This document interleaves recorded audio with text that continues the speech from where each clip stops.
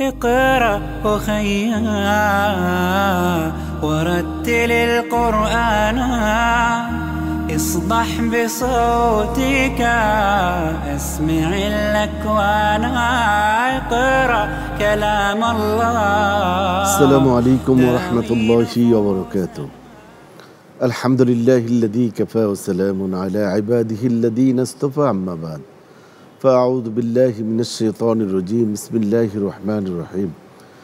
شهر رمضان الذي أنزل فيه القرآن هدى للناس وبينات من الهدى والفرقان صدق الله العظيم. প্রিয় দর্শক, রমাদান মাস কোরআন নাজিলের মাস, আর এই কোরআন নাজিলের মাসে এনটিভি পরিবারের বিশেষ আয়োজন এনটিভি নিবেদিত তারকা কণ্ঠে আল কোরআন পাওয়ার্ড বাই স্বপ্নধারা। এই অনুষ্ঠানে আপনাদের সকলকে স্বাগত জানাচ্ছি। দর্শক, অনুষ্ঠানটি সাজানো হয়েছে বিশ্বসেরা হাফেজ কোরআন যারা রয়েছে তাদের সফলতার গল্প এবং তাদের সুললিত কণ্ঠে পবিত্র কোরআনুল কারিমের তেলাওয়াত দিয়ে।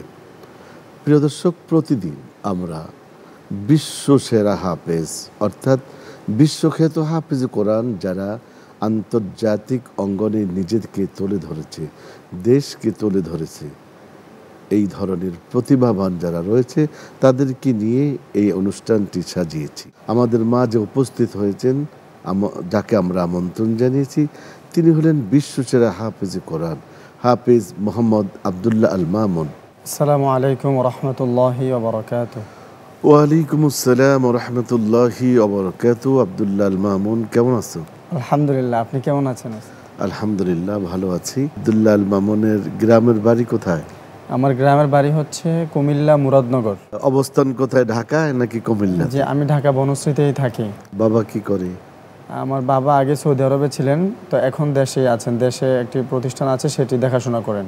তো আবদুল্লাহ আল মামুন, এখন লেখাপড়া কি তোমার? আমার গত বছর যাত্রাবাড়ি বড় মাদ্রাসা থেকে শেখ মাহমুদুল হাসান সাহেব হুজুরের মাদ্রাসা থেকে আমার দাওরা শেষ হয়েছে, আমি দাওরা শেষ করেছি। আর হিফজ করছিলে কোথায় তুমি? হিফজ করেছি হচ্ছে ঢাকার যাত্রাবাড়ি তাহফিজুল কোরআন ওয়াস সুন্নাহ মাদ্রাসা আলহাজ হাফেজ কারি নাজমুল হাসান সাহেব হুজুরের মাদ্রাসা থেকে। হিফজ করতে তোমার কেমন সময় গেল? 2 বছর। এখন কি করছো তুমি? এখন বর্তমানে আমার গত বছর দাওরা শেষ হওয়ার পরে আমি একটি ঢাকাতে একটি হিফজ বিভাগ দেওয়ার চিন্তা ভাবনা করেছিলাম। তো সেই চিন্তা ভাবনা করে গত বছর রমজান থেকে ঢাকার বনশ্রীতে একটি প্রতিষ্ঠান চালু করেছি হিফজ বিভাগ। এটাই কি যথেষ্ট শেষ নাকি লেখাপড়া চলবে? চলবে ইনশাআল্লাহ, অবশ্যই চলবে, চলতেছে ইনশাআল্লাহ। উচ্চ ডিগ্রি নেওয়া এবং মদিনা এবং মিশর ইউনিভার্সিটিতে লেখাপড়ার কোনো চিন্তা কি আছে? অবশ্যই ইনশাআল্লাহ। আমি যখন মিশরে কম্পিটিশনে গিয়েছিলাম, কোরআন কম্পিটিশনে, তখন আমি যখন ফার্স্ট হই, তখন ওখানকারই একজন জাজ উনি আমাকে বলেছেন যে তুমি যদি কখনো মিশরে আজহারে পড়াশোনা করতে চাও তাহলে ইনশাআল্লাহ সব দিক থেকে আমরা তোমাকে হেল্প করব। সর্বপ্রথম কোন সালে আন্তর্জাতিকভাবে স্বীকৃতি পেলে এবং আন্তর্জাতিক কম্পিটিশনে অংশগ্রহণ করলে? সর্বপ্রথম আমি সৌদি আরবে গিয়েছিলাম 2014 সালে। 2014 সালে তোমার বয়স কত ছিল? 14 বছর ছিল। তো সেখানে এটা হয়েছিল হচ্ছে হায়াতুল আলিমিয়া লি তাহফিজুল কোরআনুল কারীম, এটা সিগারুল হুফাজ। ওখানে আলহামদুলিল্লাহ আমি বিশ্বের 90টা রাষ্ট্রের মধ্যে প্রথম স্থান অর্জন করেছি। তার ধারাবাহিকতা 2014 সাল থেকে 2018 সাল পর্যন্ত প্রত্যেক বছর আমি আলহামদুলিল্লাহ বাংলাদেশের প্রতিনিধিত্ব করেছি দেশের বাইরে, এক বছর এক রাষ্ট্রে আলহামদুলিল্লাহ। জাতীয় পর্যায়ে নিশ্চয়ই তুমি পিএসপি কোরআনে আলোতে ছিলে। 2013 সালে। জি, কোরআনে আলোতে 2013 খুব হাড্ডাহাড্ডি লড়াই হয়েছে। এটা আমার জীবনের ফার্স্ট কম্পিটিশন, এটা প্রথম আমি এখানে অংশগ্রহণ করেছি। অনেক হাড্ডাহাড্ডি লড়াই হয়েছে সেই প্রতিযোগিতায়। তারপরে প্রথমে সৌদি আরবে গেলাম, তারপরে 2015 সালে কুয়েত গিয়েছিলাম, তারপরে 2016 সালে দুবাই, মাশাআল্লাহ, তারপরে 2017 সালে আবার সৌদি আরবে গিয়েছিলাম। সেটা হচ্ছে বড়দের মধ্যে, যেটা সৌদি সরকার করে থাকেন, কিং আব্দুল আজিজ ইন্টারন্যাশনাল কোরআন কম্পিটিশনে, সেটাতে গিয়েছিলাম 2017 সালে। সেখানে প্রায় 93টা রাষ্ট্রের মধ্যে সেখানে আমি প্রথম স্থান অর্জন করেছি আলহামদুলিল্লাহ। মাশাআল্লাহ। তারপরে 2018 সালে সুদানে গিয়েছিলাম, ওইটা হচ্ছে তাফসির প্রতিযোগিতা।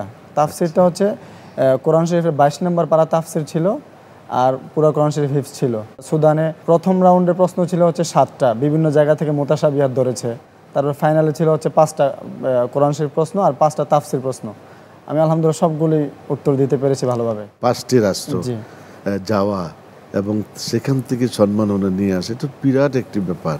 তো এই যে রাষ্ট্রতে তুমি বিচরণ করলে, এই রাষ্ট্রের মানুষ তোমার সাথে আচরণ, তোমাদের মেহমানদারি এবং তাদের বিহেভিয়ার তোমার কাছে কেমন লাগলো? ওই সময়গুলো আসলে ভাষায় প্রকাশ করার মতো না। আর সবচেয়ে বড় কথা হচ্ছে আমি 2014 সালে যখন ফার্স্ট দেশের বাইরে যাব, অথবা সবচেয়ে বড় কথা হচ্ছে আল্লাহর ঘর দেখতে পাবো, তারপর হচ্ছে নবীজির রওজা দেখতে পাবো, এটা হচ্ছে সবচেয়ে বড় স্বপ্ন।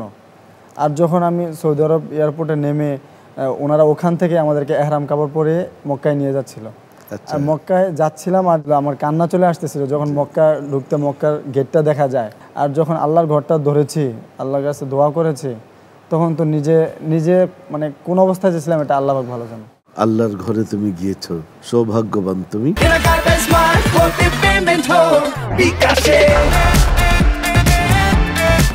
অনেক অনেক মোবারকবাদ তোমাকে। প্রথমে তুমি সৌদি আরবে গেলাম, সেখানে অনেকগুলো প্রশ্ন করা হয়েছে। জি। তারপরে গেলা তুমি কুয়েতে। এই রাষ্ট্রের ভেতরে অসংখ্য অগণিত প্রশ্ন করেছে কোরআনুল কারিমের ভেতর থেকে। আমরা যে কোনো একটা রাষ্ট্রের একটি প্রশ্ন তোমার কাছ থেকে আজকে তেলাওয়াতের মাধ্যমে শুনতে চাই। আউযু বিল্লাহি মিনাশ শাইতানির রাজীম।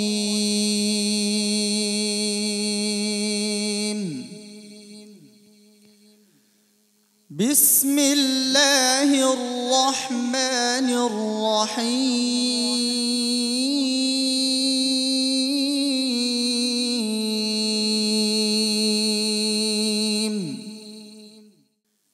سل بني إسرائيل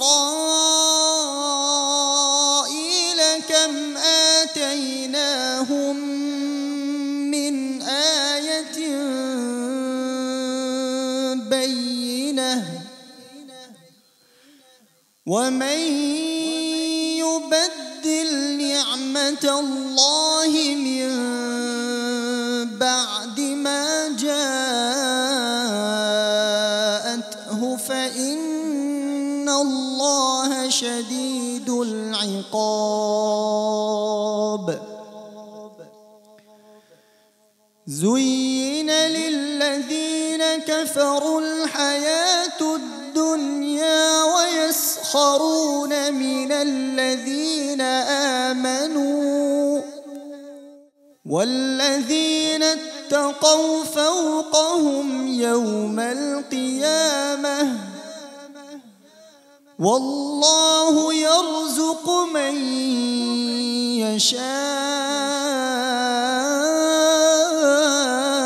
يشاء بغير حساب.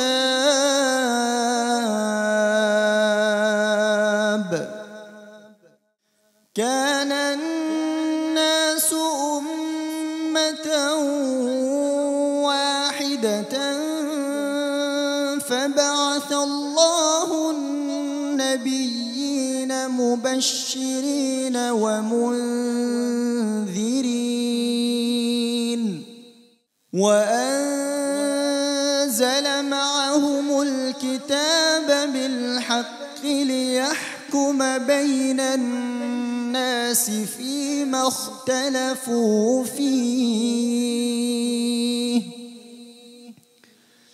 وما اختلف فيه إلا الذين أوتوه من بعد ما جاءتهم البينات بغيا بينهم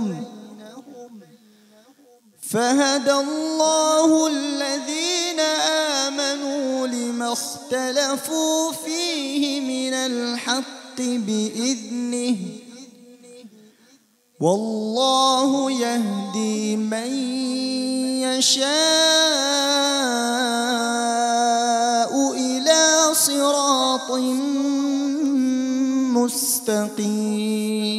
مستقيم. أم حسبتم أن تدخلوا الجنة ولما يأتكم مثل الذين خلوا من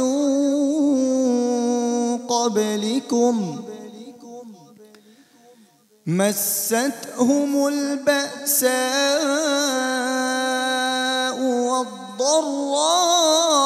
والضراء وزلزلوا حتى يقول الرسول والذين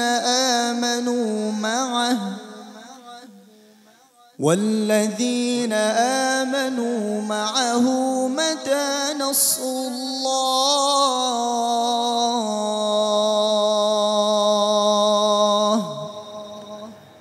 ألا إن نصر الله قريب মাশাআল্লাহ মাশাআল্লাহ। আব্দুল্লাহ আল মামুন, চমৎকার তেলাওয়াত তুমি করেছো। সর্বমোট কত পুরস্কার তুমি পেলে? আল্লাহ তাআলার অশেষ রহমতে আমি প্রায় 1 কোটি টাকার উপরে পুরস্কার পেয়েছি। প্রিয় দর্শক, আব্দুল্লাহ আল মামুনের মতন অসংখ্য হাফেজে কোরআনরা বাংলাদেশের বিভিন্ন জায়গায় ছিটিয়ে আছে।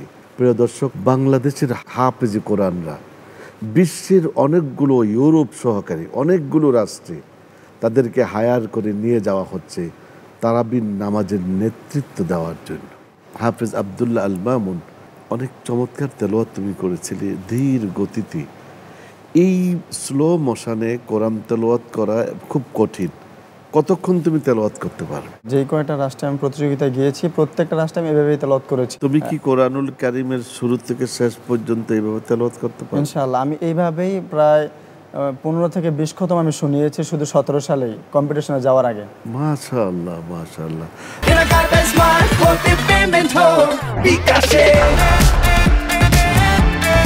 তোমাদেরকে অনেক দূর যেতে হবে, অনেক জ্ঞান অর্জন করতে হবে।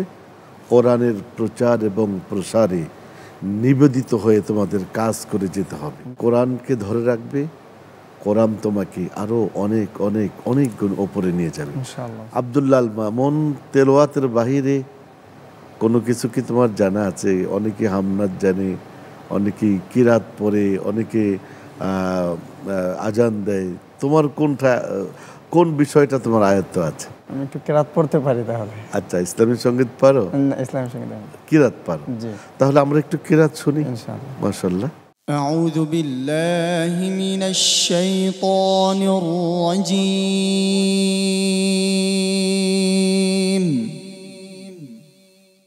بسم الله الرحمن الرحيم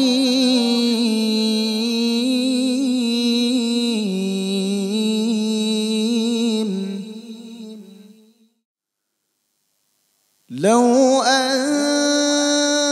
أنزلنا هذا القرآن على جبل لرأيته خاشعا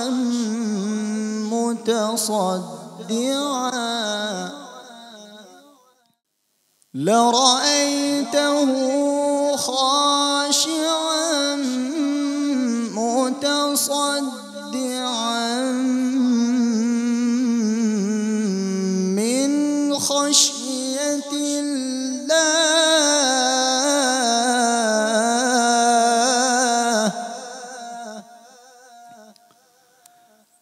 وتلك الأمثال نضربها للناس لعلهم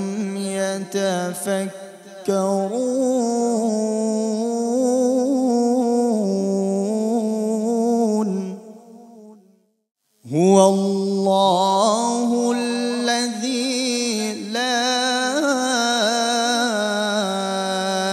إله إلا هو عالم الغيب والشهادة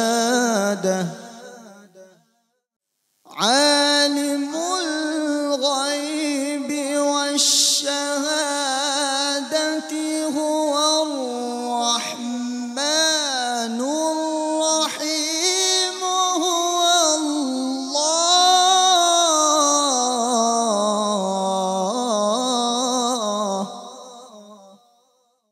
هو الله الذي لا إله إلا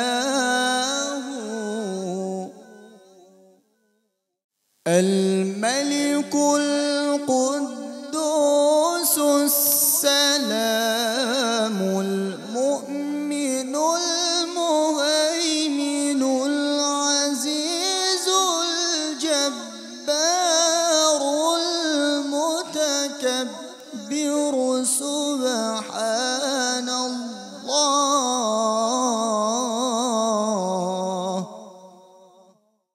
سبحان الله عما يشركون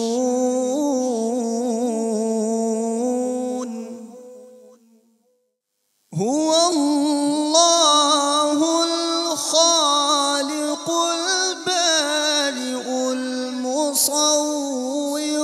له الأسماء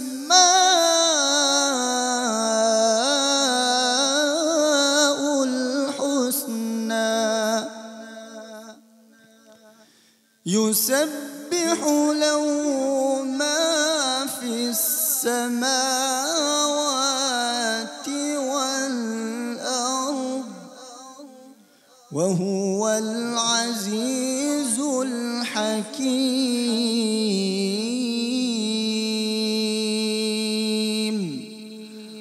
صدق الله العظيم